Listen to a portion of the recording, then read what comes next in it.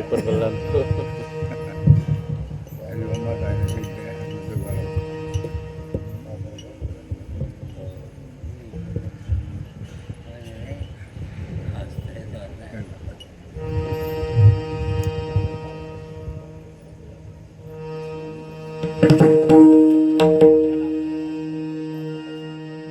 संदेह ग मला रेळा कैसा बोलविला, रेळा कैसा बोलविला, रेळा कैसा बोलविला.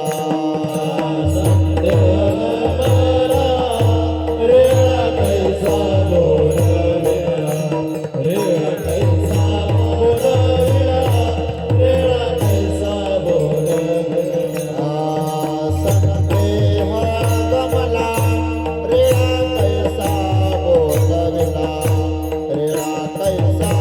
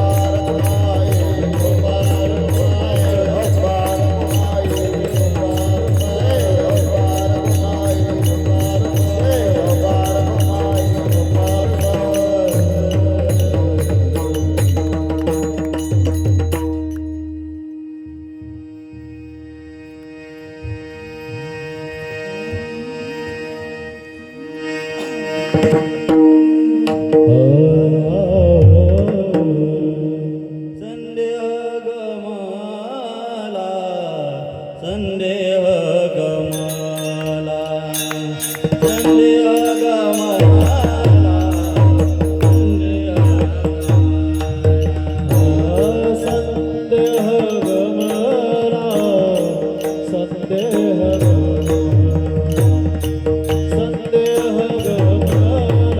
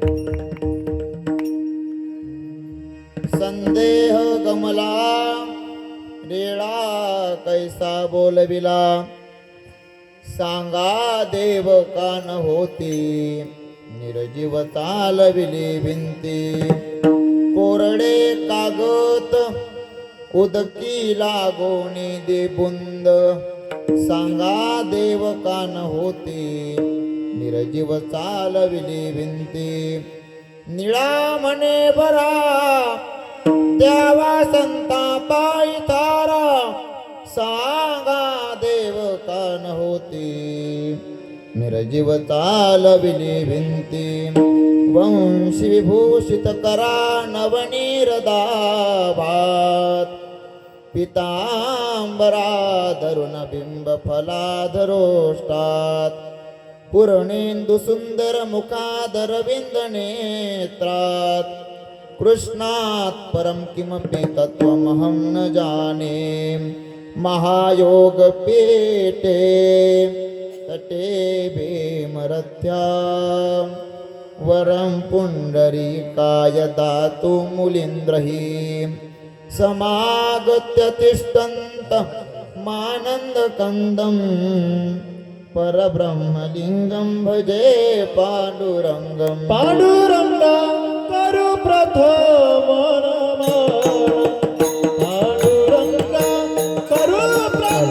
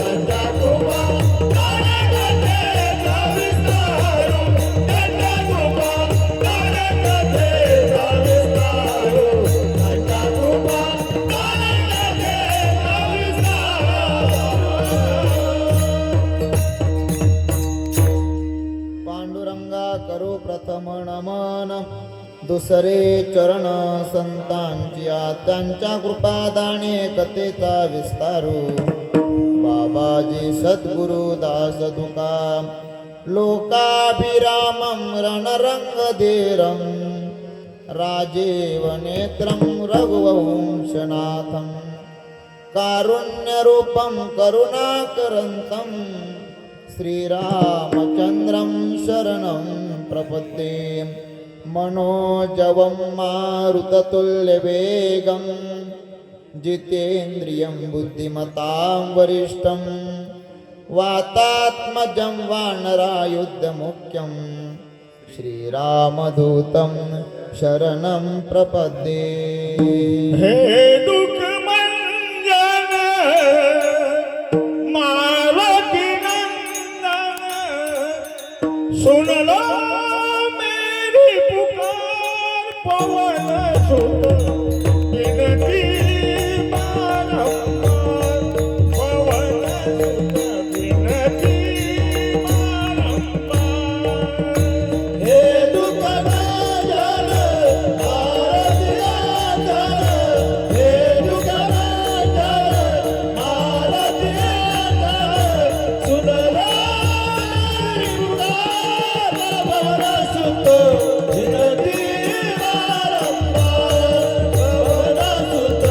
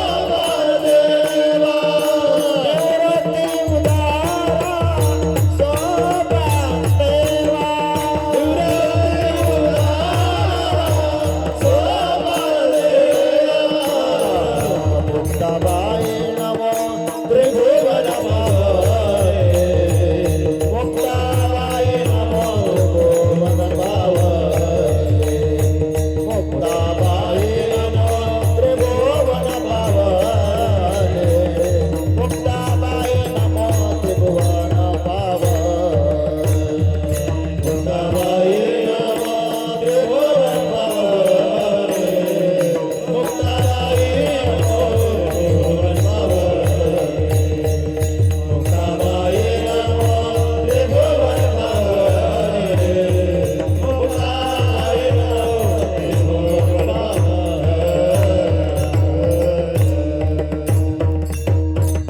यं प्रवजन्तमनुपेतमपेत कृत्यं द्वैपायनो विरह कातर आजुवाव पुत्रेति तन्मयतया तरवोभिनेदुस्तं सर्वभूतहृदयं मुनिमानतोस्मि जयांचे केली स्मरण होय सकळ विद्यांचे अधिकरण तेचे वंदू श्री चरण श्री गुरूंचे ते जयाचे न्याठवे शब्द सृष्टी अंगवे सारस्वत आगवे जिवेसी वकृत्वा गोडपणे अमृता ते पारुखे म्हणे रस होती ओडंगणे अक्षरासी भावार्थाचे अवलोकन अवतरविती निजखून आता चढे संपूर्ण तत्वभेद श्री गुरूंचे ते पाय जे हृदय घेऊ सोने ठाय ते एवढे भाग्य हो येऊन विश्वासी ते नमस्कारून याता संपाद ज्ञानंच विधाय भक्तिं विलोकितो येन समाधिराज वैराग्यवंतं सुविचारयुक्तं नमामि जोगं शिरसा गुरुतं घ्यावे घ्यावे माझे सेवा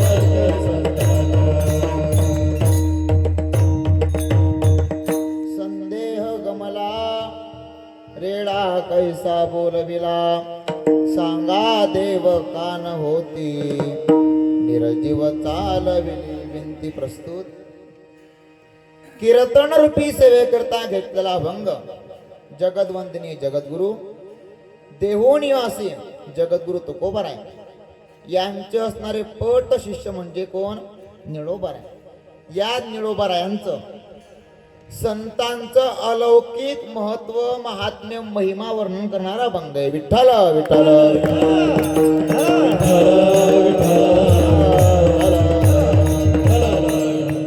प्रत्येकाला जरी ज्ञात असलं महाराज तरी वक्त्याचं प्रधान कर्तव्य आहे की आपल्या श्री क्षेत्र तापी मातेच्या कुशीमध्ये वसलेलं छोटंसं गाव ते म्हणजे भितगाव.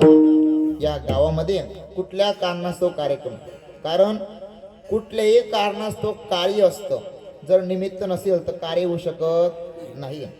आपल्या पुण्यवान गावामध्ये समस्त साधू संतांच्या आशीर्वादाने विशेष करून प्रभू रामचंद्रांच्या पवित्र आणि महान दरबारामध्ये आपलं श्रीमद देवी भागवत कथा आणि अखंड हरिनाम कीर्तन सप्ताह परंपरेनुसार आपल्या सप्ताहाला किती वर्ष पूर्ण झाले हे काय कोणाला सांगता येत नाही. म्हणजे हा कसा आहे, अखंड आहे. अखंड हरिनाम कीर्तन सप्ताह यालाच म्हणतात. ज्याला वर्ष माहीत नाही, ज्याला कधी खंडित नाही, तो म्हणजे अखंड. आणि या परंपरेमध्ये प्रभू रामचंद्रांच्या पवित्र दरबारामध्ये या ठिकाणी श्रीमद देवी भागवत कथा आपण ज्यांच्या श्रीमुखातून श्रवण करत आहेत, हरिभक्तपरायण जगदीश महाराज कुलकर्णी किनोतकर महाराजांच्या मुखातून आपण कथा श्रवण करतोय.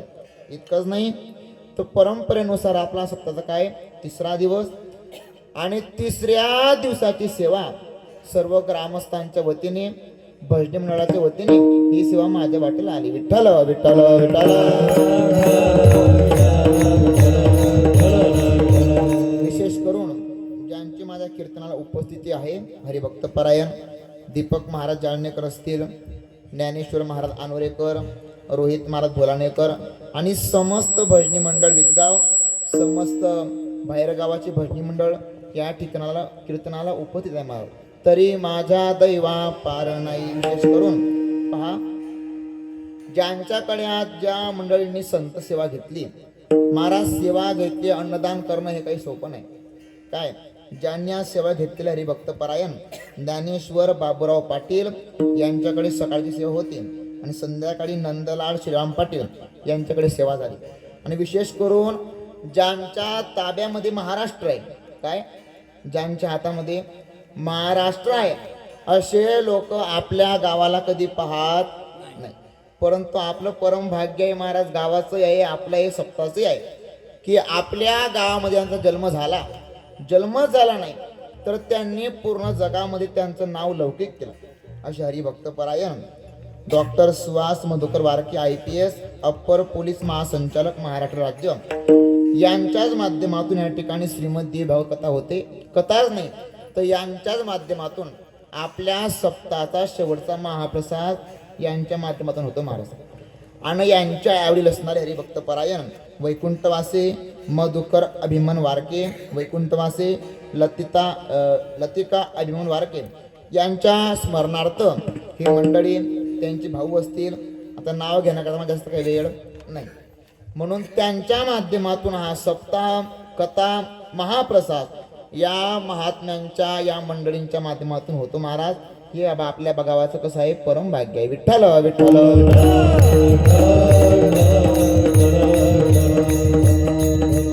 आजचा जो अभंग आहे तो निळोबारायांचा. कोणाचा अभंग आहे? निळोबारायांचा.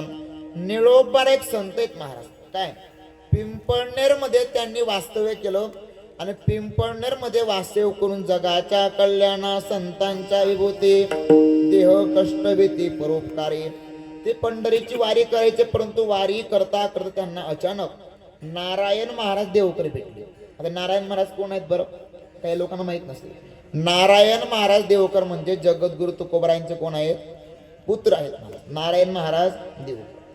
वारी करता करता निळोबारायांना नारायण महाराज भेटले आणि नारायण महाराज फक्त एकच नामस्मरण करायचे. काय ज्ञानोबा तुकाराम, काय नारायण महाराज नामस्मरण करायचे. परंतु निळोबारांना शंका आली, का हो महाराज सर्वी मंडळी काही कालापासून ज्ञानोबा तुकाराम नामस्मरण करते. ज्ञानोबारायांचा ना माझा जवळ संबंध नाही, परंतु त्यांचा ना माझा एकदम परिचय आहे. परंतु तुकाराम नेमके कोण आहेत हा प्रश्न ज्यावेळेस निळोबारायांनी नारायण महाराजांना केला त्यावेळेस नारायण महाराज आपल्या वडिलांचं चरित्र महिमा कोणाला सांगतात निळोबारायण. आणि सांगितल्यानंतर निळोबारायांच्या मुखातून उद्गार आहेत महाराज. वैराग्याच्या गोष्टी ऐकल्या काने, वैराग्याच्या गोष्टी ऐकल्या काने, वैराग्याच्या गोष्टी ऐकल्या काने, वैराग्याच्या गोष्टी ऐकल्या काने. आता ऐसे कोणी होणे नाही, आता ऐसे कोणी होणे नाही, वैराग्याच्या गोष्टी ऐकल्या काने, वैराग्याच्या गोष्टी ऐकल्या काने. आता ऐसे कोणी होणे नाही, आता ऐसे कोणी होणे नाही, वैराग्याच्या गोष्टी ऐकल्या काने, वैराग्याच्या गोष्टी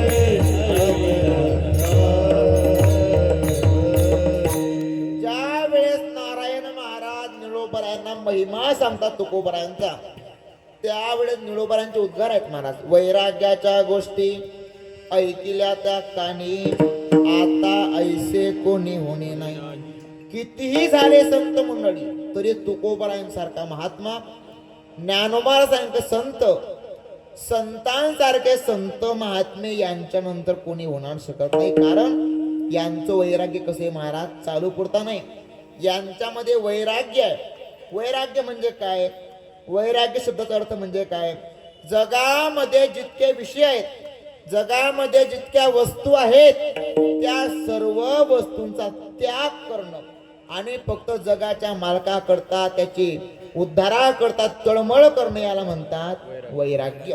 आणि ते वैराग्य निळोबरांना आलं की जे जगद्गुरु तुकोबाराय, ज्यांना आपण ज्ञानोबा तुकोराम महाराज म्हणतात, ते तुकाराम महाराजांसारखा महात्मा जगामध्ये येऊ शकणार नाही. मग अशा व्यक्तीची मला संगत झालीच पाहिजे. पहा निळोबरांनी काय प्रश्न केला की अशा व्यक्तीची मला संगत झालीच पाहिजे. पाहायला गेलो तर निळोबरायांच्या अगोदर जगद्गुरु तुकोबाराय कुठे गेले महाराज? सदैव वैकुंठाला गेले. सदेह, फक्त वैकुंठाला नाही, सदेह. आपला देव जे वैकुंठाला गेले, कही एखादेने वैकुंठा जावे, ते तिही वैकुंठीची केले आगवे, ऐसे नामघोष गौरवे धवळले विश्व, तुका म्हणे गाजे वैकुंठी सोहळा, याई भूमंडळा माझी कीर्ती. इतकंच नाही, धन्य म्हणवीन इहलोकी लोका, भाग्य आम्ही तुका देखीला. आपण काहीतरी महाराज पुण्य केलं असेल की आपण तुकोबरायांच्या नंतर जन्माला आलो. केव्हा? तुकोबरायांच्या नंतर जन्माला आलो तेव्हा कुठेतरी भाग्य आम्ही तुका देखीला. निळोबरायांना कळालं की तुकोबरायांसारखा महात्मा होणार नाही. अशा महात्म्याची, संतांची मला संगत झालीच पाहिजे. परंतु गंमत अशी महाराज, तुकोबराय सदैव वैकुंठाला गेले आणि निळोबारा इच्छा करतात की मला तुकोबारा भेटलेच पाहिजे. शक्य आहे का? विचार करा. तुम्ही ब्रह्मदेवाच्या पाया पडल्या तरी ब्रह्मदेव त्या ठिकाणी मेलेला मनुष्य जिवंत करू शकत. ब्रह्मदेवाच्या पाया पडल्या तरी. आता जो अभंग आहे हा देव आणि संत, नेमके देव मोठे असंत मोठे दोन्ही सारखेच आहे, परंतु देवाला संतांच्या स्वरूपामध्ये अवतार घेऊन एक कार्य करावं लागतं. विठ्ठल विठ्ठल. निळोबरायांना वाटलं मग काय करावं लागेल. निळोबराय डोंगरावरती जाऊन 42 दिवस अनुष्ठान करतात. कोण? निळोबराय. अनुष्ठान केल्यानंतर काहीच करत नाही, फक्त काय तुकाराम तुकाराम. तुकोबारायांचं नामस्मरण चालू आहे महाराज. ऐका, अन्नाचा त्याग केला, पाणीचा त्याग केला, सर्व खाणं पिणं पूर्ण उपोषण केलं महाराज. कोणी केलं? निळोबाई. उत्तर देत चला बरं, म्हणजे तुम्ही उत्तर दिलं म्हणजे मला कळेल की तुम्हाला समजतंय काय. निळोबाईंनी सर्व त्याग केला आणि त्याग केल्यानंतर देवाला काळजी पडली महाराज. काय आपण किती उपवास करावं, आपल्याला वाटतं की मी करतो पण तू करत नाही. आपण कुठलं अनुष्ठान केलं की देवाला चिंता पडते आणि देव करून घेतो महाराज. ऐका, देवाला काळजी पडली जगाचा बाप. अहो ज्या देवाशिवाय इतका मोठा समुद्र आहे. मला देवाचं काय सांगायचं आहे सामर्थ्य की देव संतांसाठी संतांच्या सेवकासाठी येतो. काय पर्वती बैसका न संडावे, समुद्र रेखा न ओलांडावे, पृथ्वीया भूते वहावी आज्ञा माझी. काय इतका मोठा समुद्र आहे परंतु त्याच्या मनामध्ये आलं तर एका क्षणामध्ये समुद्र पूर्ण पृथ्वी काय करून टाकील, जलमय करेल. तरी सुद्धा तो समुद्र स्वतःची सीमा ओलांडत का बरं? देवाची आज्ञा आहे. हे आज्ञा माझी तुझिया सत्तेने, तुझिया सत्तेने वेदासी बोलणे, तुझिया सत्तेने वेदासी बोलणे, तुझिया सत्तेने वेदासी बोलणे, तुझिया सत्तेने वेदासी बोलणे.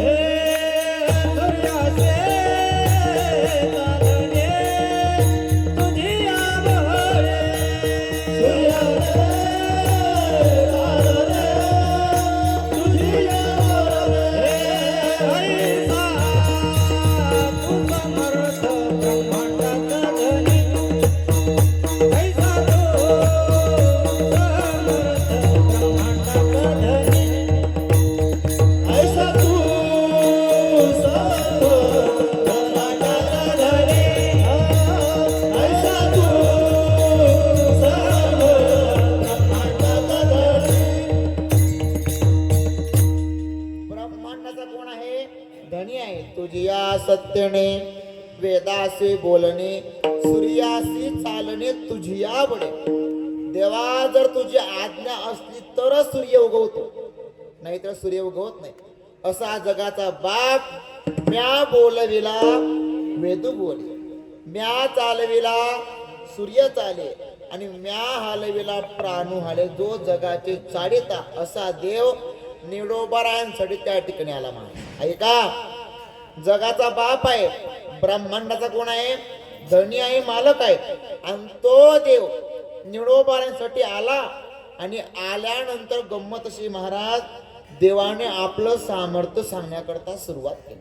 देवाला सवय, जर कुठलाही व्यक्ती दुसऱ्याचं नामस्मरण करू लागला की देव आपलं सामर्थ्य सांगतो की बाबा निडोबाराया उठ, मी आलोय. म्हणजे तुम्ही कोण आहेत?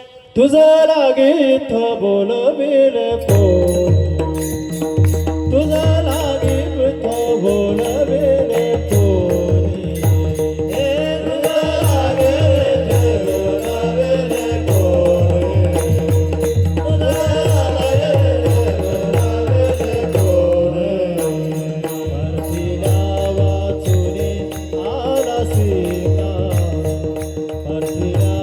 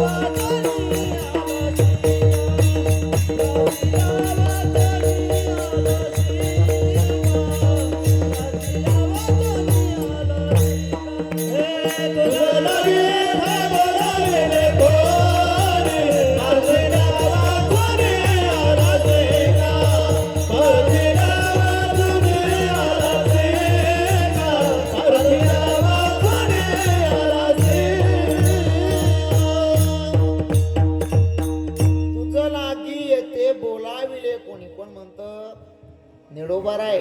कोणाला म्हणता? देवाला. तुझं लागी येथे बोलाविले कोणी, प्रार्थिल्या वाचोनी आला सिका देवा. ज्या वेळेस एखादा व्यक्ती दुसऱ्या दुसऱ्या संतांचं नामस्मरण करतो त्यावेळेस देव येतो आणि स्वतःचं सामर्थ्य सांगतो की माझ्याशिवाय जगामध्ये काही होऊ शकत नाही. तरी सुद्धा निडोबाला काय म्हणतात, तुझं लागी येते बोलाविले कोणी. पहा मुद्दा आहे, लक्षात घ्या. देवाला बोलवावं लागतं. काय करावं लागतं? देवाला बोलवावं लागतं. आणि संत महात्मे स्वतःहून येतात आणि जीवात्म्याला यावंच लागतं. देवाला जर बोलवलं तर देव येतो. परंतु इथे काय झालं, देवाला बोलवलं का? नाही. कोणाला बोलवलं? तुकोबरायांना बोलवलं महाराज.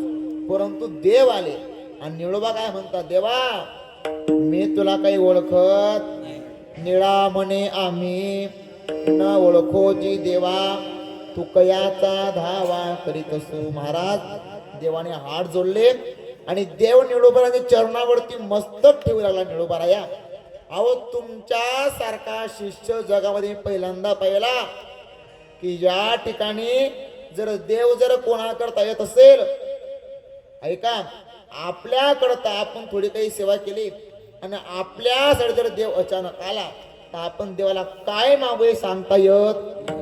परंतु देवाला सुद्धा निळोबारांनी मागे पाठवलं आणि सांगितलं तू कयाचा धावा करीत असो. ते माझे सद्गुरू आहेत आणि मी फक्त माझ्या श्रीगुरूंना आवाज दिला आणि जगाच्या बापाला पुन्हा जावं लागलं आणि तुकोबारांना पाठवावं लागलं. आणि त्यावेळेस निळोबारायांना कळालं की हे जगद्गुरु तुकोबारा आहेत. आता विषयांतर भरपूर आहे.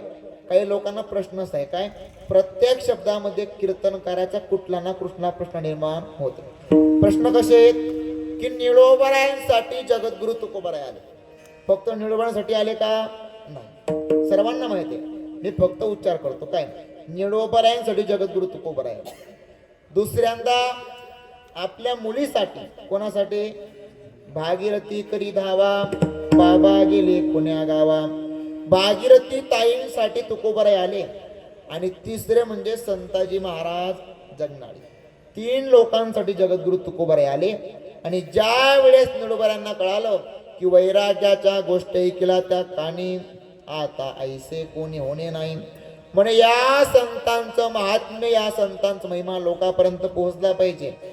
आणि ते संत महात्मे संतांचा महिमा आपल्या माध्यमातून सांगतात. विठ्ठल विठ्ठल. आणि ते निळोबाराय ज्यावेळेस अचानक अलंकापुरामध्ये गेले आणि ज्ञानोबारांच्या संजीवन समाधीवरती नतमस्तक झाले, त्यावेळेस त्यांना कळालं हे कोण आहे? कैवल्य आहे. यांच्याकडे खरं तेज आहे आणि यांच्याशिवाय जगामध्ये हेच मुख्य आहेत. महाराज जर आज या क्षणात ज्ञानोबारे नसते तर वारकरी संप्रदाय आणि या जागेवरती आपण आज कीर्तन केलं नसतं. उपकार कोणाचे? संतांचे, ज्ञानोबा यांचे. ऐका, ते ज्ञानोबा पांडुरंगाचे अवतार आहे. कैवल्याचा पुतळा प्रगटला भोतळा, कैवल्याचा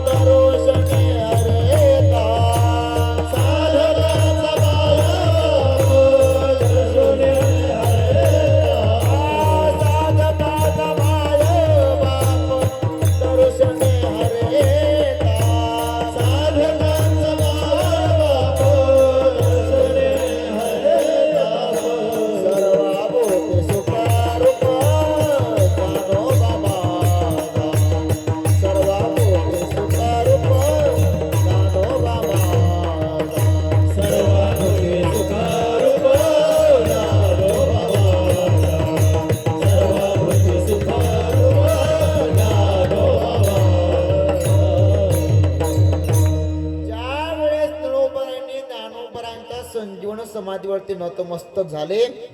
त्यांना कळालं की चैतन्याचा जिव्हाळा ज्ञानोबा माझा. काय मनोनी साधका तू माऊली, पिके सारस्वत तुझिया पाऊले. या कारणे मी सावले नसंडी तुझी. श्री ज्ञानदेवाच्या चरणी मस्तक सो दिवस रजनी. ऐका, त्या ज्ञानोबरांच्या समाधीवरती जर आपली अचानक जर नेत्र गेले, दृष्टी गेली महाराज, तर ज्ञानोबारे सांगतात, नामदेवराय सांगतात काय, धन्य धन्य धरातडी जो याते दृष्टी निहाडी, तो वाहत येईल टाळी वैकुंठ बोनासी. म्हणे एखाद्या व्यक्तीने ज्ञानोबरांच्या संजीवन समाधीवरती फक्त अचानक दृष्टी टाकली तर तो व्यक्ती कुठे जातो, वैकुंठामध्ये जातो. हा अधिकार ज्ञानोबरायांचा आहे. परंतु निळोबराय कारभारातून बाहेर निघाले आणि एक नास्तिक व्यक्ती निळोबरायांना भेटला. निळोबराय का हो तुम्ही ज्ञानोबरायांचे इतकं वर्णन करतात, काय तुम्ही सांगतात की तुकोबराय तुमच्या श्रीगुरूंनी सांगितलं, जयाचे द्वारी सोन्याचा पिंपळ अंगे ऐसे बळ रेडा बोले.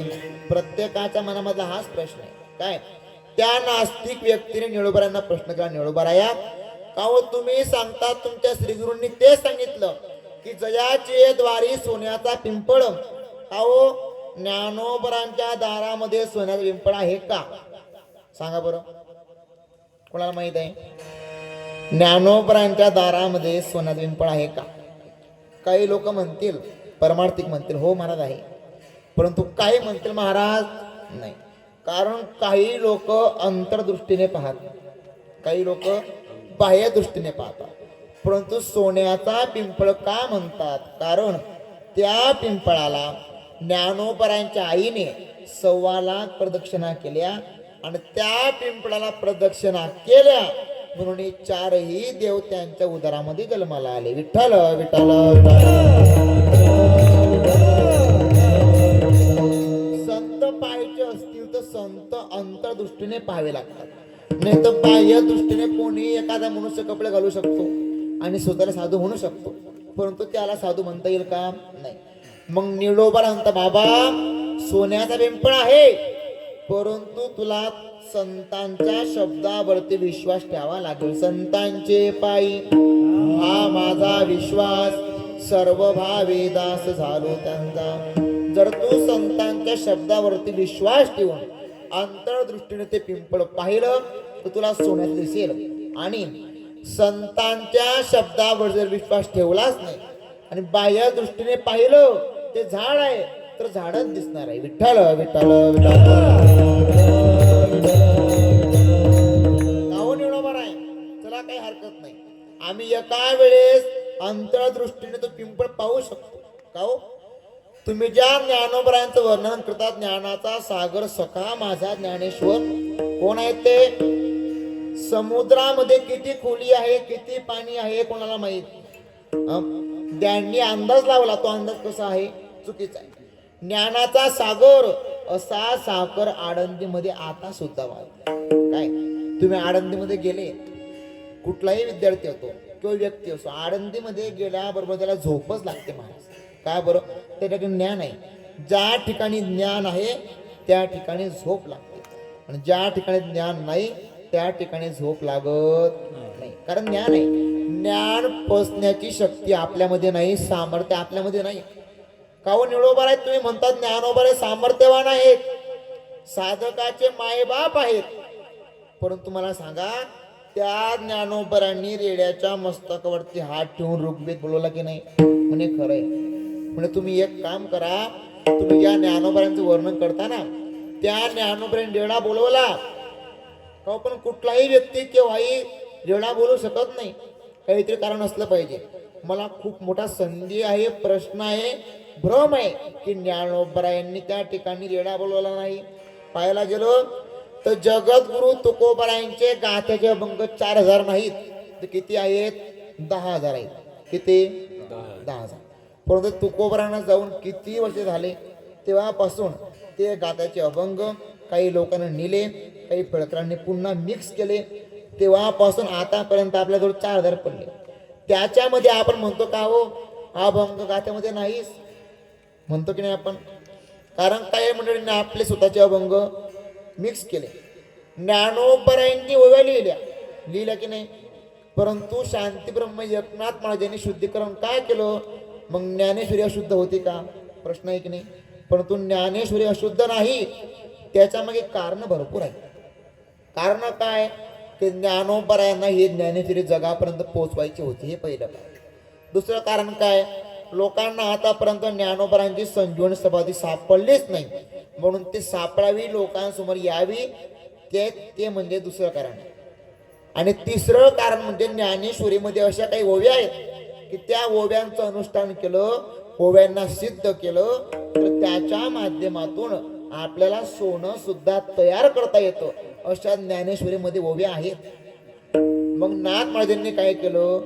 ज्या ज्ञानोबरायांनी ओव्या लिंकीत लावल्या होत्या त्याला लिंकीत न लावत्या काही आद्यांमध्ये मिक्स करून दिल्या. हे कारण आहे. शुद्ध ज्ञानेश्वरी आहेत, परंतु आपल्यापर्यंत पोहोचते ते शांती ब्रह्म एकनाथ महाराजांच्या माध्यमातून.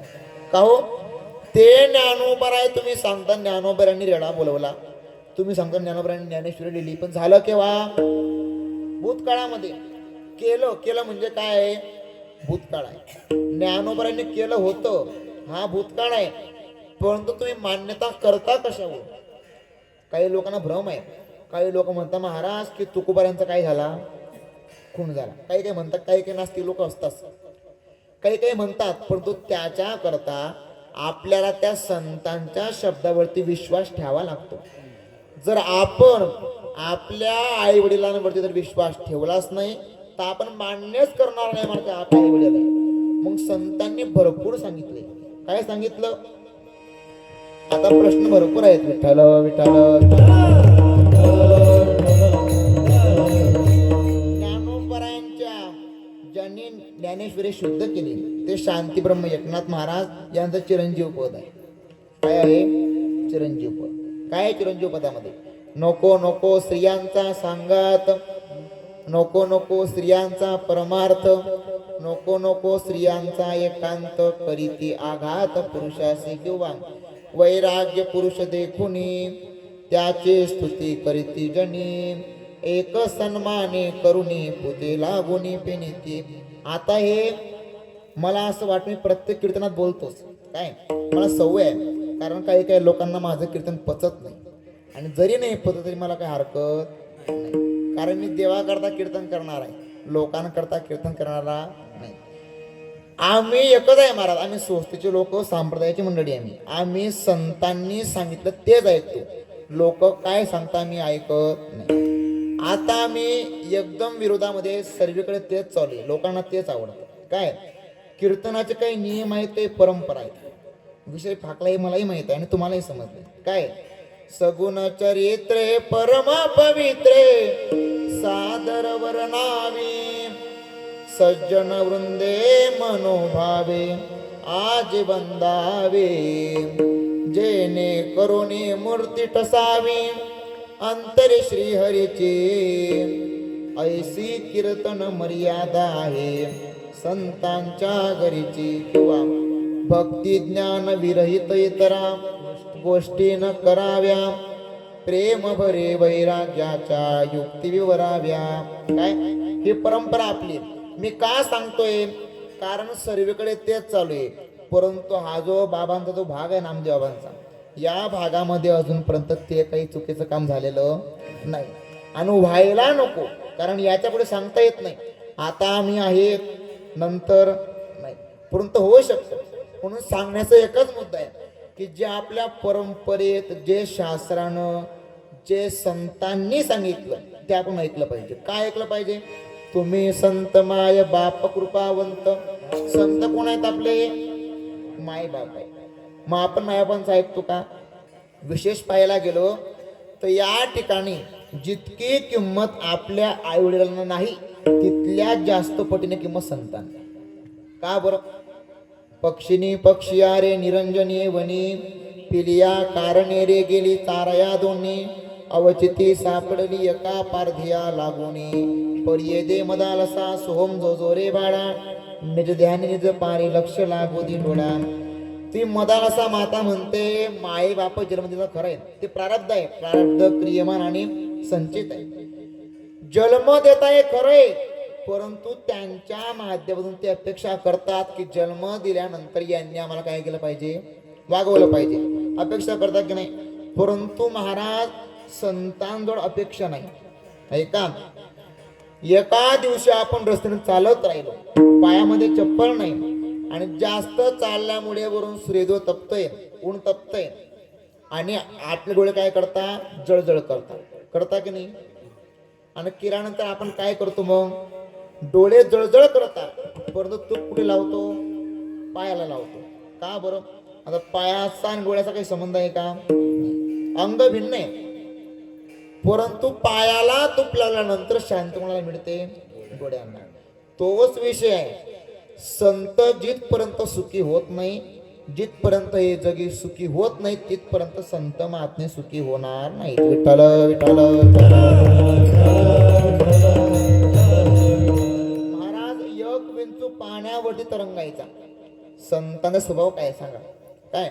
एक विंचू पाण्यावरती तरंगायचा आणि अचानक साधू महात्मे ते पाण्यामध्ये गेले, पाहिलं, त्यांच्या मनामध्ये करुणा आली. अरे हा विंचू पाण्यामध्ये काय होतोय, बुडतोय.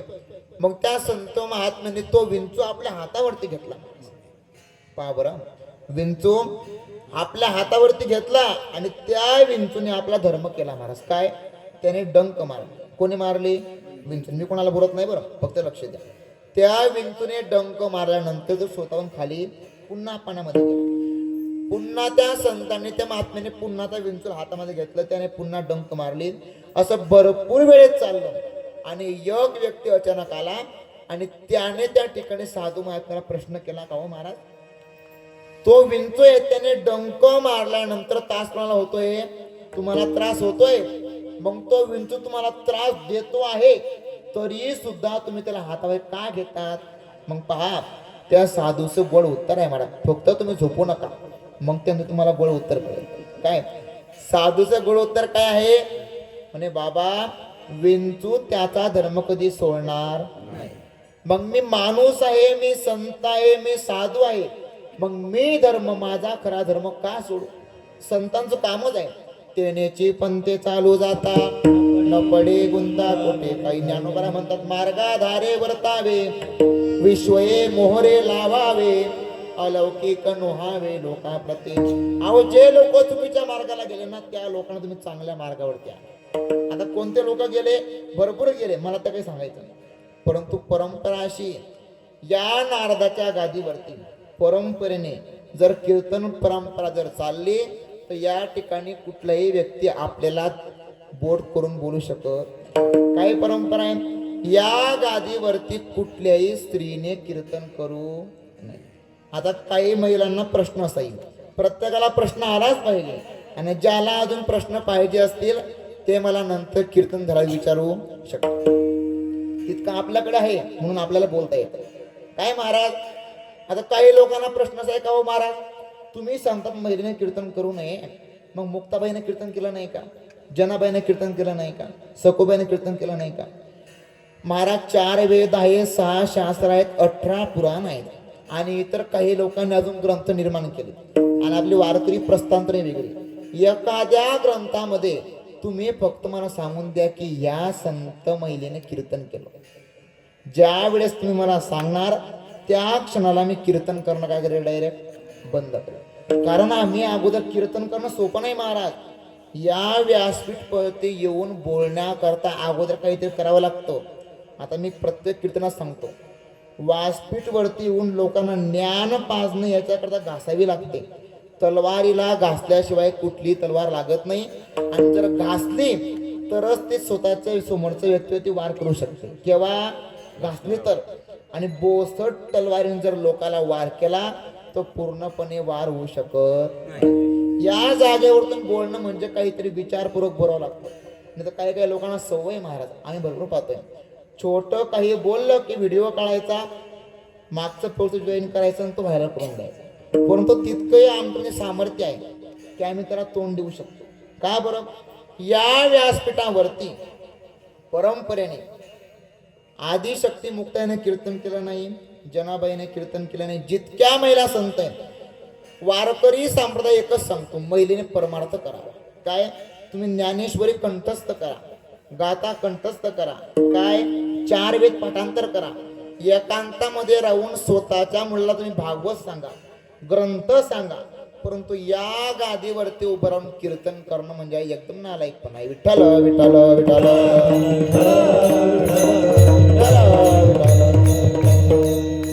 कुठल्याच महिला संतांनी आतापर्यंत परमार्थ केला नाही. तुकोबाराय म्हणतात, तुका म्हणे आम्हा एकांताचा वास, आणि तो खरा ब्रह्मरस संतांनी सेवन केला. कोणी? मुक्ताबाईने सेवन केला. एकही उदाहरण नाही. आदिशक्ती मुक्ताबाईंनी प्रमाण आहेत महाराज. भागवतामध्ये अनेक श्लोक आहेत. ज्यांना श्लोक पाहिजे त्यांना श्लोकाचं उत्तर नंतर देईलच नाही. काय? ज्यांना शंका असेल का महाराज सर्वीकडे तेच चालू आहे. परंतु एकही लक्षात घ्या, या पंचक्रोशाला मी एकच सांगेन की जे बाहेर चालू आहे ते आपण चालू द्यायचं नाही. कारण आपण परंपरेचे लोक आहे, आपण वारकरी लोक आहे. जर आपण त्या लोकांसारखं करायला गेलो तर आपलं पतन होईल. नाही का? भागवतामध्ये सकाळी श्लोक वाचला, जर महिलेच्या मुखामधून जर कथा कीर्तन प्रवचन जर आपण श्रवण केलं तर त्या ठिकाणी आपल्याला ब्रह्महत्येचं पातक लागतं. तर इतकंच नाही तर आपल्या गुरुच्या पत्नीच्या गमनाचं सुद्धा पातक लागतं. विठ्ठल विठ्ठल विठ्ठल. आमची परंपरा अशी. काय परंपरा? ज्या ठिकाणी महिलाचं कीर्तन असेल त्या ठिकाणी आम्ही कधी जात नाही. आणि याच्या पुढे कोणी आग्रह करू नका महाराज इथं कीर्तन यावं असं. म्हणजे लोकांना समजून द्या की महाराज काय सांगताय. काय? आमची म्हणजे आमची परंपरा नाही. हे काही बापाची घरची परंपरा नाही, ही संतांच्या घरची परंपरा आहे. कोणाच्या? मग आपण कोणाचं ऐकलं पाहिजे? संतांचं. जे संतांनी सांगितलं ते जर आपण ऐकलं तर आपला उद्धार आहे. मी सांगतो तुम्ही मृदुंग वाजवा, तुम्ही गायन करा, अजून काय सांगू, तुम्ही ग्रंथ पाठांतर करा, सर्व परमार्थ करा, काय करायचं. परंतु या गादीवरती उभं राहून कीर्तन नका करा. हे फक्त वारकरी संप्रदाय आणि शास्त्र सांगतं. विठ्ठल विठ्ठल विठ्ठल. आणि त्या संतांचं जर आपण ऐकलं तर आपला उद्धार आहे महाराज. आणि जर आपलं ऐकलं नाही, ऐका, जो कधी संतांचं ऐकत नाही त्या लोकांचं पतनच होतं. आता दृष्टांत सांगण्याकरता वेळ नाही, कारण अभंग बाजूला राहून जाईल. ज्या लोकांनी संतांचं ऐकलं नाही ते लोक संत महात्मे एकदा सांगतील, दोनदा सांगतील, तीनदा सांगतील आणि सांगतील परंतु संत महात्मे सांगणं कधी बंद करत नाही. परंतु ज्या लोकांना संतांच्या शब्दावरती, हिंदू धर्माच्या शास्त्रावरती विश्वास आहे तेच लोक नियमाचं पालन करतात. ज्यांना विश्वास नाही, ज्यांना वाटतं की आम्ही हिंदू नाही, ते लोक कधी पालन करत नाही. विठ्ठल विठ्ठल. माझे काही नास्तिक लोक असतात, त्या नास्तिक व्यक्तीने निळोबारांना प्रश्न करा, निळोबाराया हो तुम्ही सांगता ज्ञानोबरांनी येडा बोलवला काय? प्रत्येकाला उदाहरण माहित आहे. ज्ञानोबरांच्या आई वडिलांना त्या ठिकाणी देहांत पाहिजे दिलं. कुठे दिलं? प्रयागराजला. त्या ठिकाणी भेद असा आहे, काही मंडळी आळंदी सांगतात, काही प्रयागराज सांगतात, पण दोघही पाठ आहे. काय? ऐका, आता पाठभेद कसा? आपण काय म्हणतो? कृपाळू सज्जन तुम्ही संतजन. तुम्ही काय म्हणता? एवढे कृपादान तुमचे मन. परंतु पाठ काय? हेचे कृपादान तुमचे मन. असे पाठभेद आहे. ते पाठभेद कोणी केले तर काही लोकांनी मिक्स करून दिले. परंतु आपण दोघेही सांगायचे म्हणजे कुठे भेद पडत नाही. ऐका, ज्ञानोबरांच्या आई वडिलांना देहांत प्रायतरी सांगितलं. का सांगितलं? प्रत्येकाला माहित आहे की आमच्या मुलाला काहीतरी धर्मन्याय मिळावा, आमच्या मुलांना शिक्षणाचा न्याय मिळावा, ज्ञान मिळावं आणि लोकांमध्ये मान्यता मिळावी, याकरता ज्ञानोबरांच्या आई वडिलांनी काय केलं महाराज? देहांत प्रायचित्त केलं.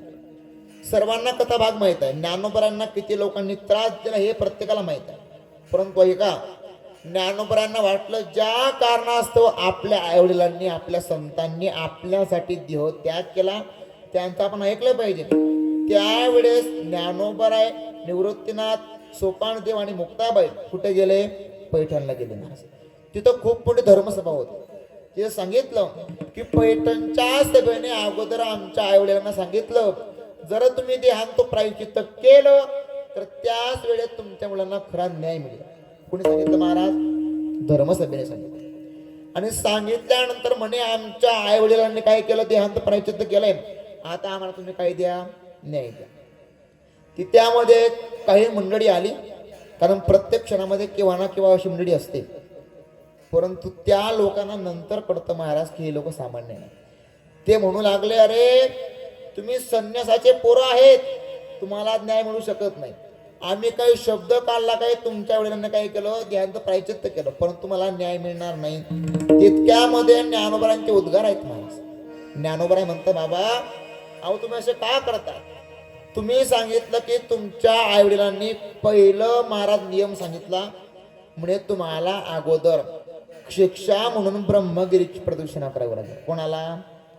ज्ञानोबाळ्यांच्या आई वडिलांना, चारही भावंडांना. कोणी सांगितलं? पैठणच्या समस्त ब्राह्मणांनी सांगितलं. सभेने सांगितलं तुम्हाला जावं लागेल. पहिली शिक्षा म्हणजे ज्ञानोबाळ्यांच्या आई वडील आणि चारही भावंड ब्रह्मगिरीची प्रदक्षिणा करण्याकरता निघाले. त्याच्यामध्ये निवृत्तीनाथ वाघाच्या भयाने बाहेर गेले. याने प्रश्न असा आहे, निवृत्तीनाथांना वाघ दिसला, पण तो वाघ होता का? माहिती कोण होते? ते गहिनीनाथ होते. त्यापासून आपली परंपरा अशी, परंपरा प्रत्येकाला माहित आहे.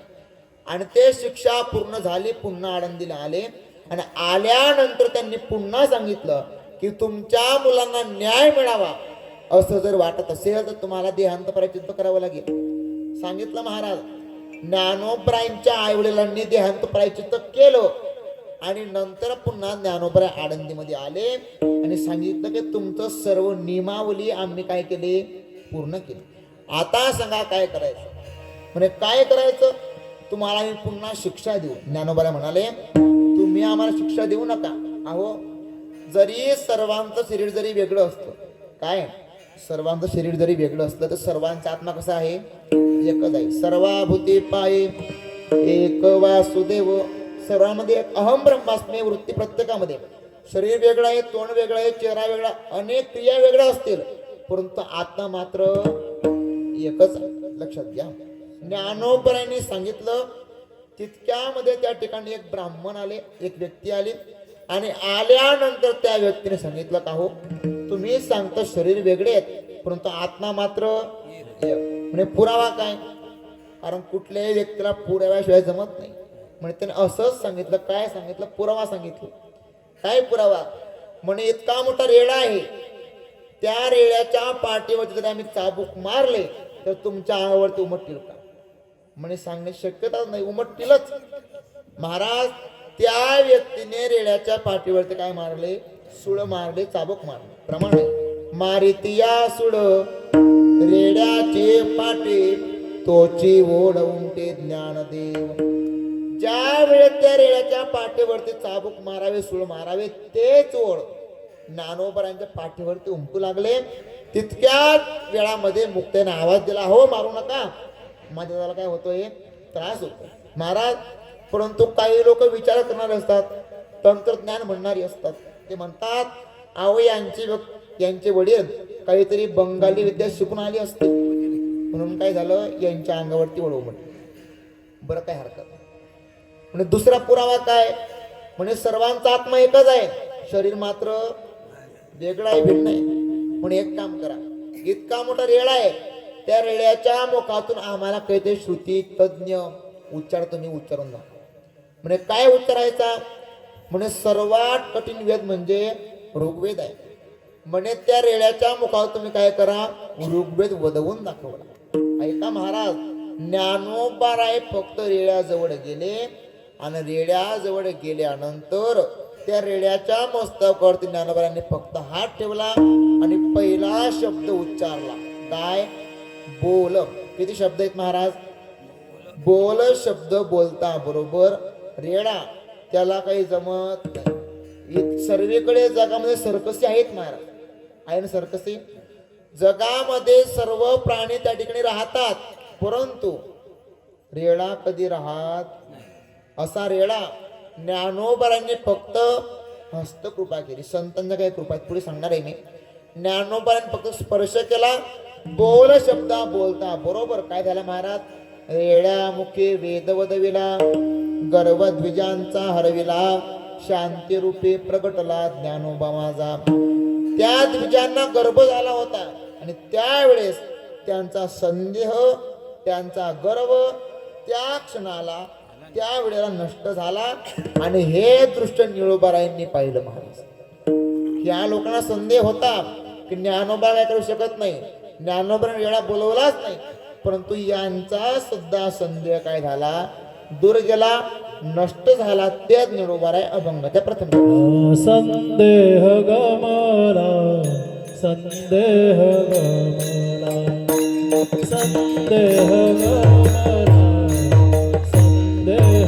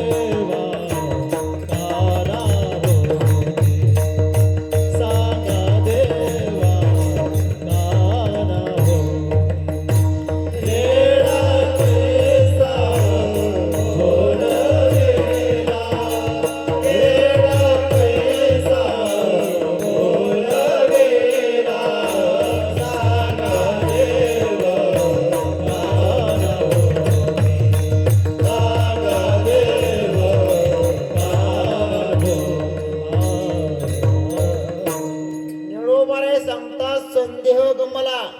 त्यांचा संदेह काय झाला, नष्ट झाला, नाहीसा झाला.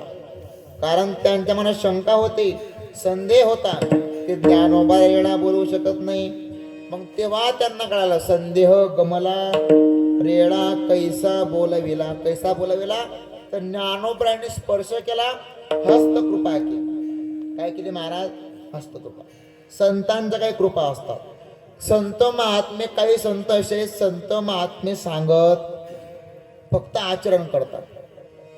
लोकांची गंमत अशी आहे, सध्या मी तेच पाहतोय की लोक आचरणावरतून आपल्याला ओळखतात. कशावरतून, आचरणवरतून. हा व्यक्ती कसा वागतो, कसा बोलतो, कसं चालतो, आचरण. बरं, संत महात्मे सांगत नाही की हे करा, तुम्हाला मला सोपट आहे, हे करा, ते करा, असं नाही. संत महात्मे आचरण करता आणि संतांना जे आचरण केलं ते आचरण त्यांची मंडळी करतात. संतांना सांगायची गरज पडत नाही.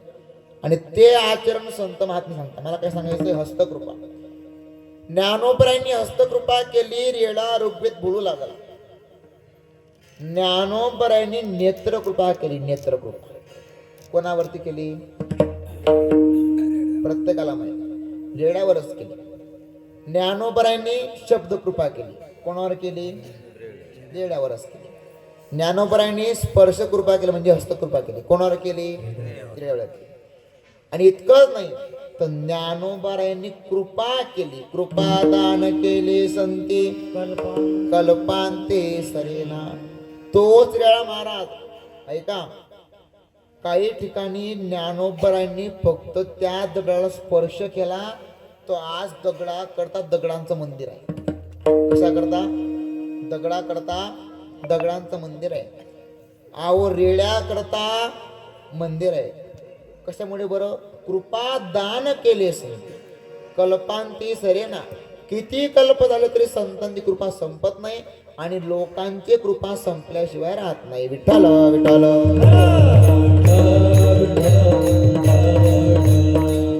सामर्थ्य काय सांगा, देव का न होते.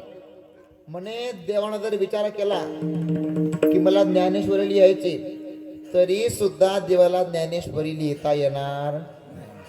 आणि ज्ञानेश्वरी लिहायची असेल तर अवतार पांडुरंग नाव ठेविले ज्ञानी.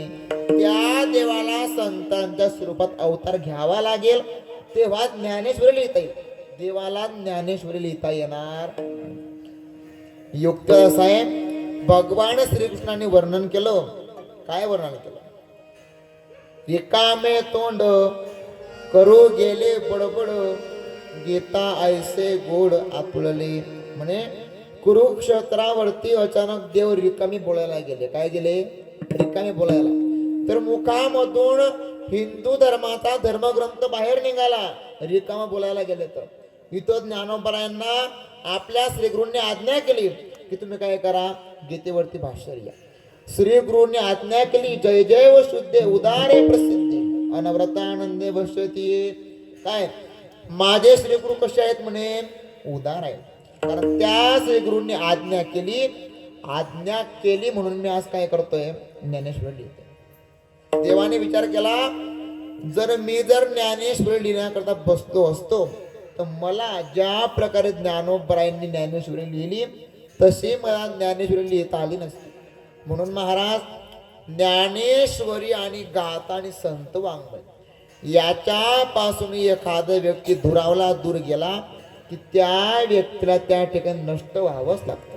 कारण संतांशिवाय आपल्याला आधार देणारा कोणीच नाही, आहे का. प्रत्येकाच्या घरामध्ये ज्ञानेश्वरी गाथा पाहिजेच आणि असताच पाहिजे. आमचे गुरुवर्य नथुसिंग बाबा सांगायचे, ज्याच्या घरी असेल गाथा त्याच्या चरणी ठेवावा माता, ज्याच्या घरी नसेल गाथा त्याला हाणाव्या 2 लाथा. कोण म्हणायचं, गुरुवर्य बरं, मी नाही म्हणत. विठ्ठल विठ्ठल. म्हणून ज्ञानेश्वरी महाराज वाचावी ज्ञानेश्वरी, डोळा पहावी पंढरी, ज्ञान होय अज्ञानासी ऐसा वरट्या केसे. नाही, ज्ञानेश्वरी वाचलीच पाहिजे. ज्ञानोबरांचे का भंग आहे महाराज. काय अजान वृक्षाचे पाने जाण, जो भक्षण करील अनुष्ठान, त्यासे साध्य होईल ज्ञान येते संशय नाही. म्हणे अजान वृक्षाचा पाला सेवन करून प्राशन करून जो ज्ञानेश्वरीचं अनुष्ठान करतो त्याला ज्ञान काय होतं, प्राप्त होतं. शक्य का आपल्याला महाराज, जेवण करायचं नाही, पाणी सुद्धा प्यायचं नाही, फक्त अजान वृक्षाचा पाला. शक्य नाही. म्हणे हे जर शक्य नाही तर काय करा, ज्ञानेश्वरी 3 सप्तके, जो श्रवण करील विवेके, त्यासे ज्ञान होय अधिके, येथे संशय नाही. काय अनुष्ठान करता येत नसेल तर करू नका. मग काय करा, ज्ञानेश्वरीचे 3 पारायण फक्त श्रवण करा. काय करा, वाचता येत नाही तर हरकत नाही, फक्त श्रवण करा.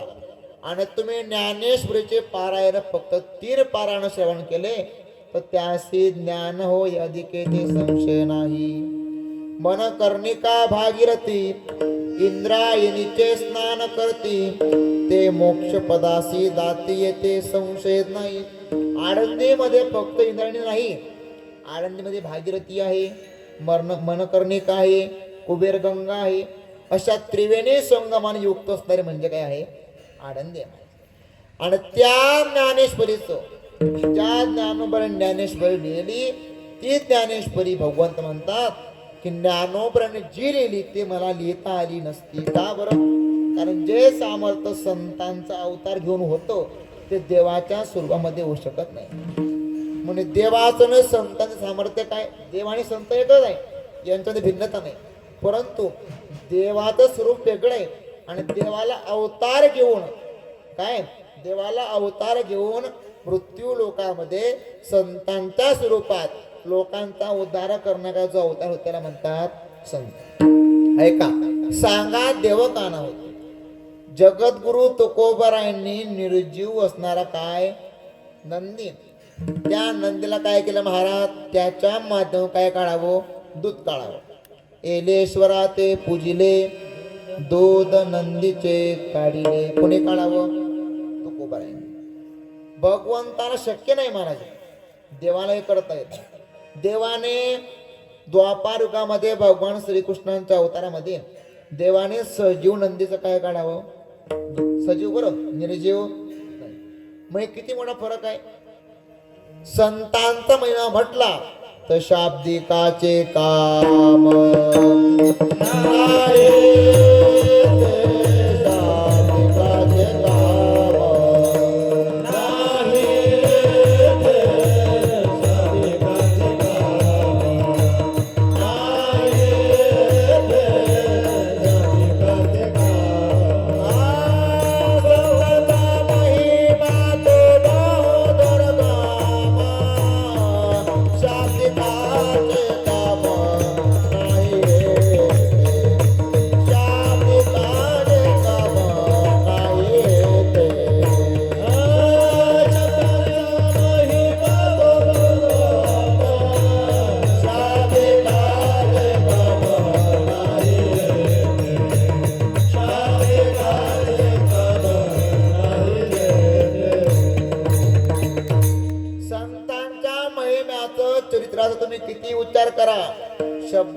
त्यांचा उच्चार कधी होऊ शकत नाही महाराज. म्हणे बहुत जळजरी झाली म्हैस गाय, तरी होईल काय? काय काम नाही. त्याने किती दूध केलं, कोणी? म्हैस आणि गायीने. किती लोकांना ज्ञान सांगितलं, कोणी? म्हशीने आणि गायीने. तरी सुद्धा ती म्हैस आणि गाय काम घेणं होऊ शकणार नाही. मग संतांचं जर वर्णन करायचं असलं महाराज, तर अगोदर आपल्याला संतांसारखं व्हावं लागतं. तुका म्हणे अंगे व्हावे ते आपण. जे संतांनी केलं ते आपण केलं पाहिजे. जे संत बोलले, जे संतांनी आचरण केलं, जे संतांनी जगाकरता केलं, ते जर आपण केलं तरीच महिमा न येईल कळो. तेव्हा आपल्या संतांचा महिमा कळतो. जर आपण संतांच्या डोक्यावरती गेलो तर संतांचा महिमा आपल्याला कळणार नाही. विठ्ठल विठ्ठल.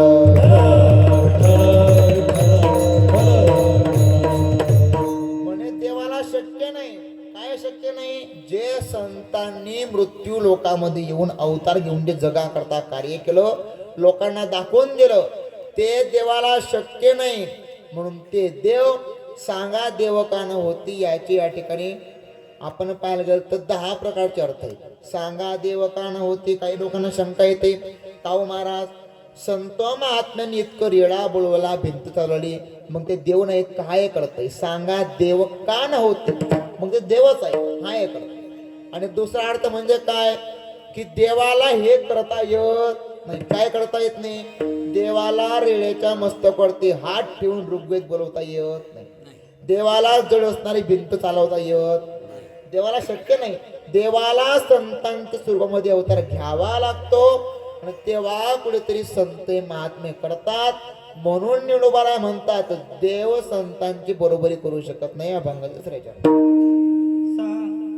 सांगा देव कान होती, सांगा देव कान होती, सांगा देव कान होती, सांगा देव कान होती,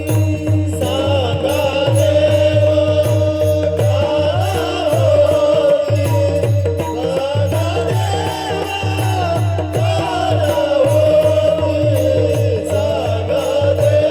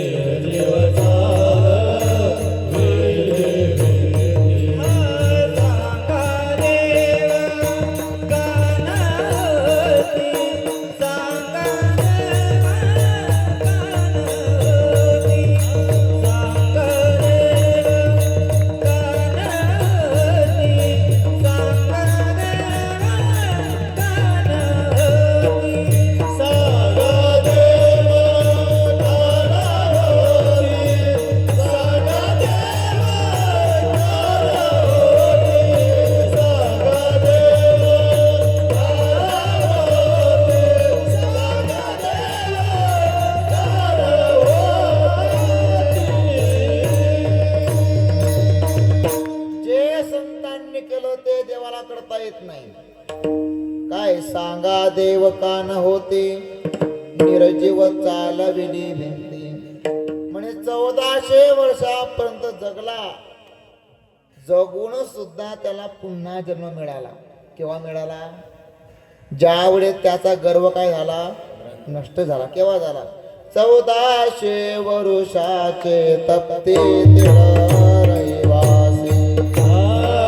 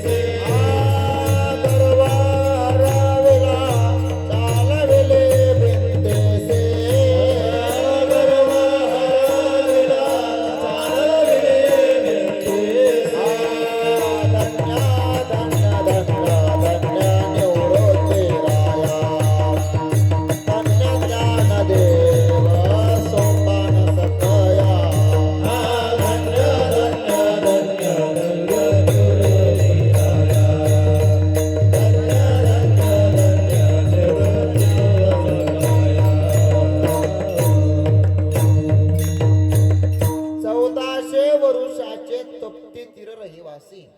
म्हणे 14 वर्षापर्यंत. किती वर्षापर्यंत? 1400. लक्ष द्या बरं. 1400 वर्षाचे तप्ती तीर रहिवासी. परंतु महाराज चांगदेवांनी योगाची साधना केली. साधना कुठली केली? योगाची. परंतु योगयाग विधी येणे नवे सिद्धी वायाचे उपादे. सोपे का योग करणं? काय? योगाची या वाटा जे रेगा सुबटा तया दुःखाचाचे वाटा भागाला. पाहे पा लोह्याचे चणे का बोचरिया पडती खाणे की पोट भरणे की प्राणी शुद्धी म्हणून शक्य नाही महाराज. काय? एखाद्या व्यक्तीला दातच नाही अशा व्यक्तीला जर आपण चणे खाण्याकरता दिले, दात पडतील म्हणा, त्याचे दातच नाही ना. बोचरिया पडती खाणे की पोट भरणे की प्राणी शुद्ध म्हणून तो जिवंत राहू शकत नाही. कारण चणे कसे? लोखंडाचे कडक आहे. योग त्याच प्रकारे आहे महाराज. योग याग विधी येणे नोई सिद्धी. योग कलियुगामध्ये करता येत नाही आणि कलियुगामध्ये आयुष्य मर्यादा कमी आहे म्हणून या युगामध्ये योग करता येत नाही. परंतु योगाची साधना कोणी केली? सिद्धेश्वर चांगदेवांनी केली. कुठे केली? चांगदेवालाच केली. कोणी केली? चांगदेवाने केली. आणि चांगदेवाने काय केले? 1400 वर्षाची तप्ती तीर रहिवासी. परंतु प्रत्येकाला दृष्टांत माहित आहे महाराज. 1400 वेळ जगले परंतु भक्ती मार्ग नाही, नामस्मरण नाही. फक्त तपश्चर्या, अनुष्ठान आणि योग मार्ग याच्या मार्गाने प्रवृत्त झालेले साधक ते सिद्धेश्वर चांगदेव. परंतु नामाचा साधक नाही महाराज. गुरु केलाच नाही. गुरु बिन कोण बतावे बाण बडा बिकट हे जमगान. गुरु बिन कोण बतावे बाण. काय?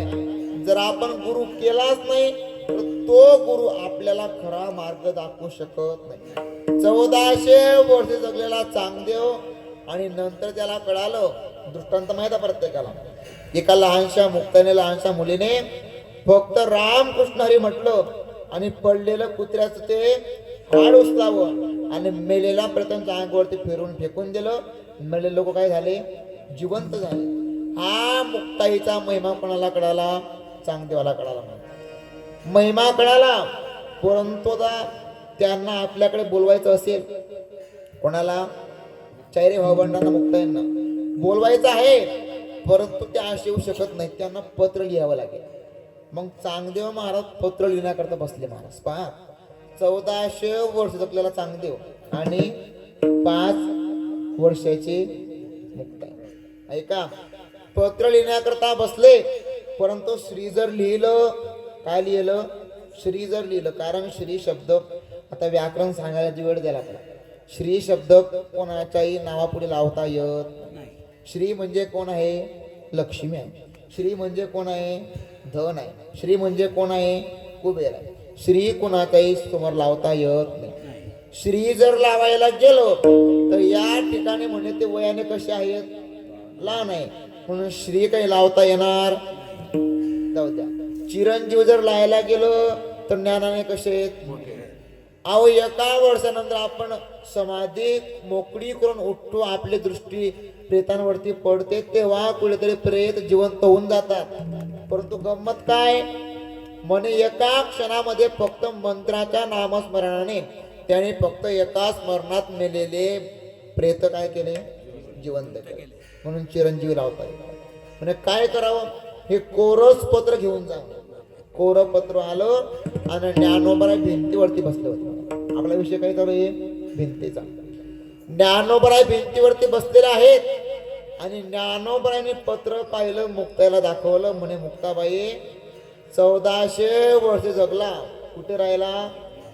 चांगदेव महाराज तापीच्या तीरावरती वास्तव्य करून, ज्या ठिकाणी संगम आहे, ज्या ठिकाणी भगवान सोमेश्वर आहेत त्या ठिकाणी संतांच्या सहवासामध्ये 1400 वर्ष तपश्चर्या केली, परंतु हा काय राहिला? कोराच राहिला. 1400 वर्षाचे शरीर गेले जाताना, 1400 वर्षाचे शरीर गेले जाताना, 1400 वर्षाचे शरीर गेले जाताना, 1400 वर्षाचे शरीर गेले जाताना, 1400 वर्षाचे शरीर गेले जाताना, 1400 वर्षाचे शरीर गेले जाताना, 1400 वर्षाचे शरीर गेले जाताना. बोधावी नशीन वाढविला,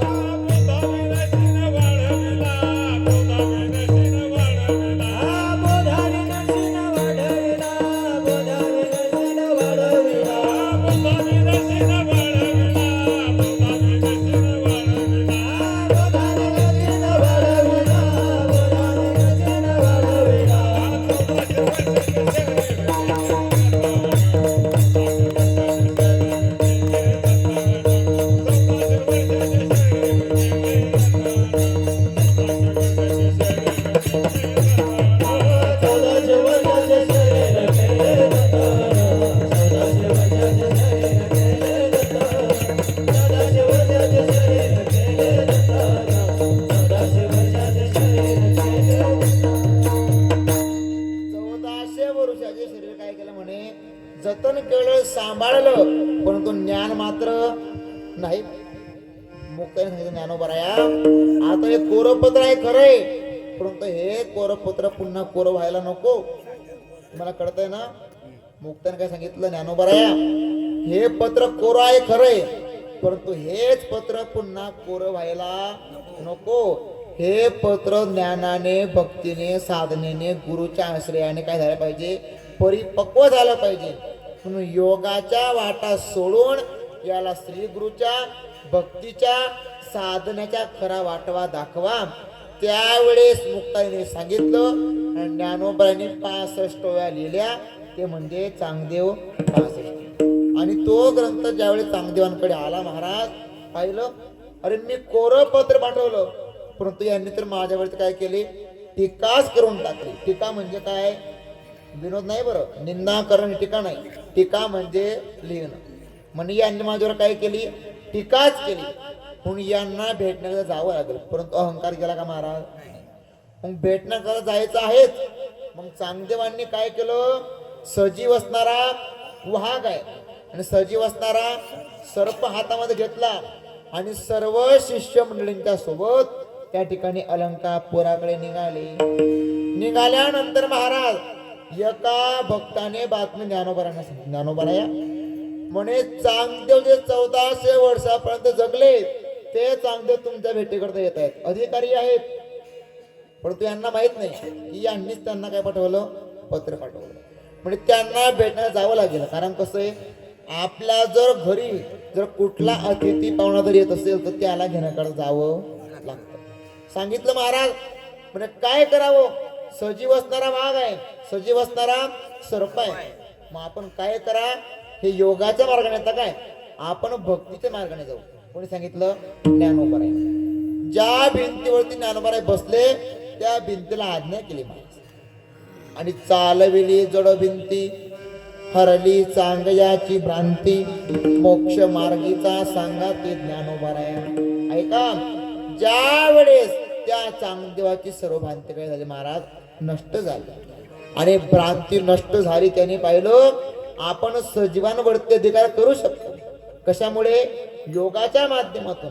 परंतु नामस्मरणाच्या, भक्तीच्या, निष्ठेच्या माध्यमातून यांनी जड असणारी भिंत काय केली महाराज? चालवली. आणि त्यावेळेस चांगदेव महाराज काय म्हणतात?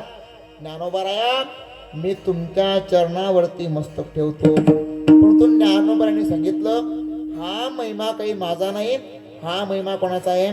मुक्ताबाईचा आहे.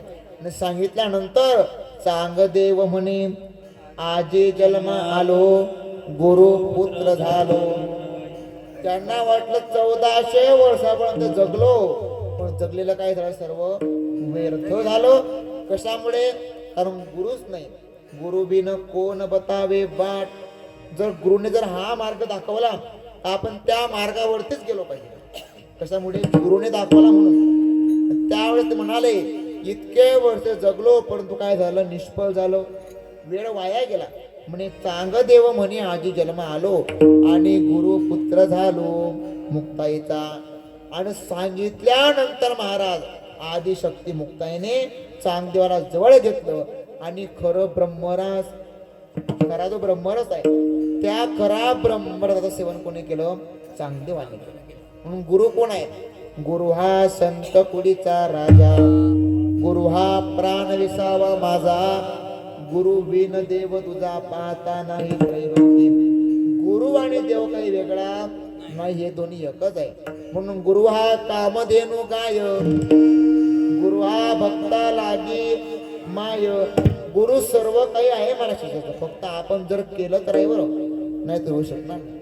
आणि त्यावेळेस चांगदेव मुक्ताईला शरण गेले आणि मुक्ताईने त्यांना सांगितलं की आतापासून तुम्ही माझे शिष्य आहे खरं आहे, परंतु आतापासून तुमच्या उद्धाराची पूर्ण कशी जबाबदारी माझ्याकडे मारा. मुक्ताईने सांगितलं. तेव्हापासून चांगदेव काही दिवसापर्यंत आदिशक्ती मुक्ताईंच्या सहवासामध्ये राहू लागले आणि त्यांचा आत्मोद्धार स्वतः चांगदेवांनी हातून करून घेतला. विठ्ठल विठ्ठल. इतकंच नाही, या लोकांनी प्रश्न केला का हो निळोबाराय, जगद्गुरु तुकोबाराय आणि ज्ञानोबाराय यांचं अंतर किती आहे, 350 वर्ष. कोणाचं, अगोदर ज्ञानोबाराय नंतर तुकोबाराय. एक वेळेस ज्ञानोबारायांचं मान्य करू, पण तुकोबारायांचं काय मान्य करायचं. म्हणे काही लोक म्हणतात की काही निंदकांनी जगद्गुरु तुकोबारायांचे गाथा ते अभंग पुढे बुडवले, पाण्यात बुडवले, तरी सुद्धा देवाला काळजी पडते. काय ऐका, प्रत्येकाला दृष्टांत माहित आहे.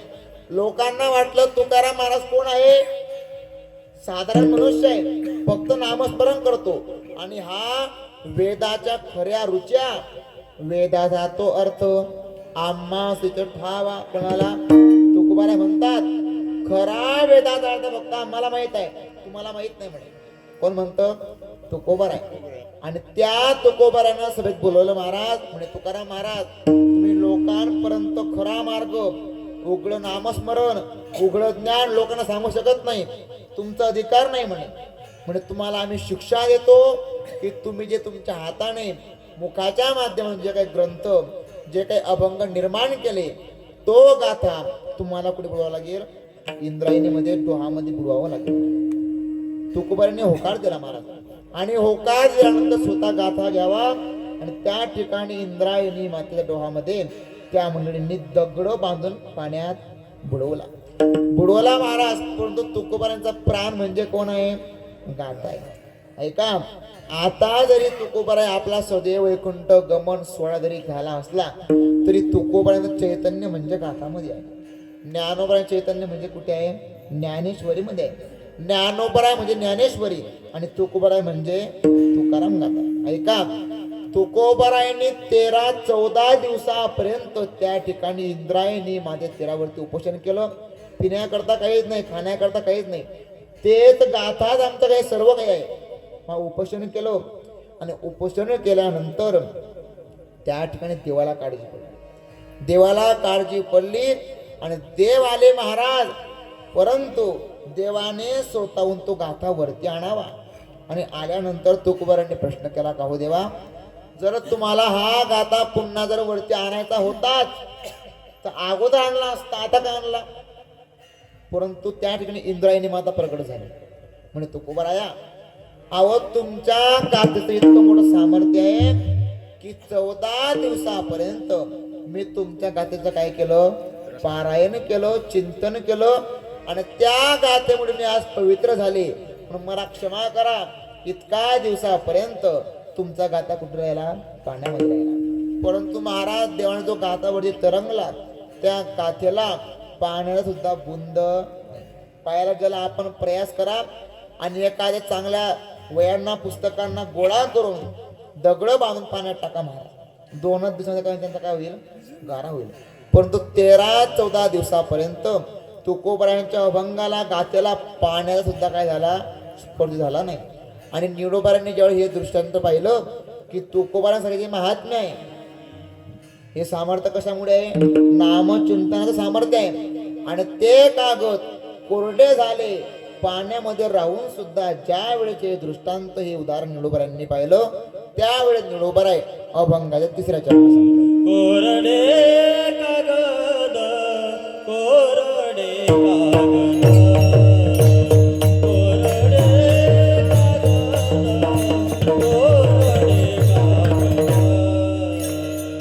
कोरडे कागद कोरडे कागद कोरडे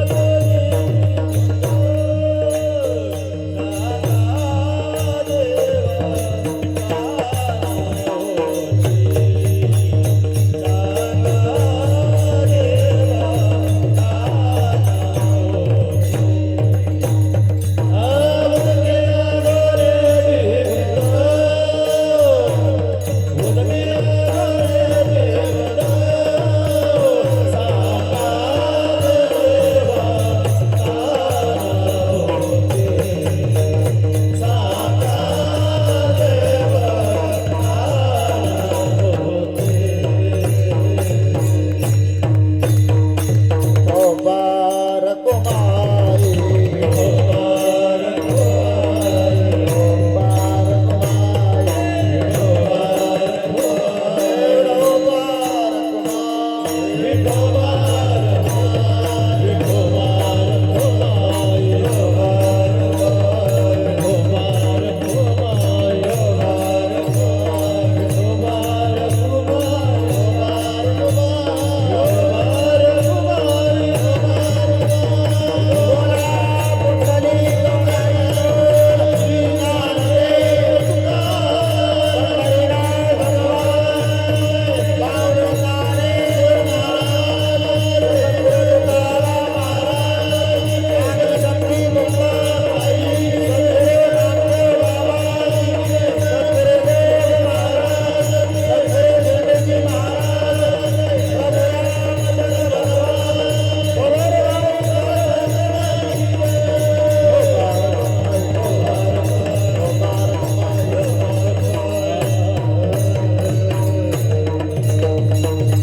कोरडे कागद कोरडे लागोनी दे बुंद.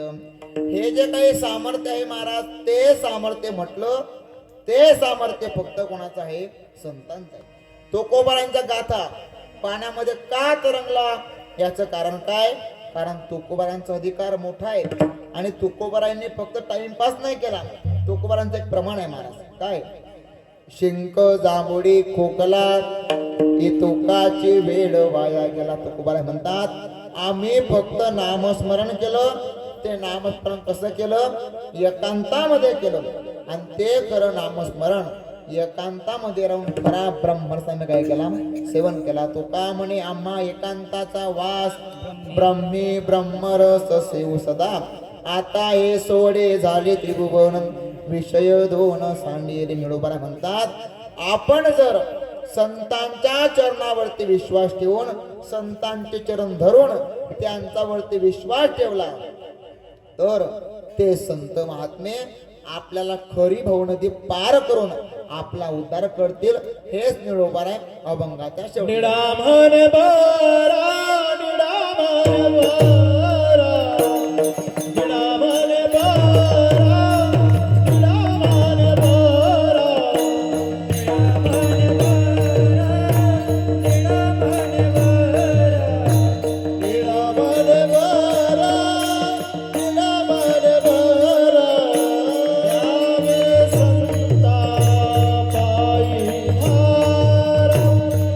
धारा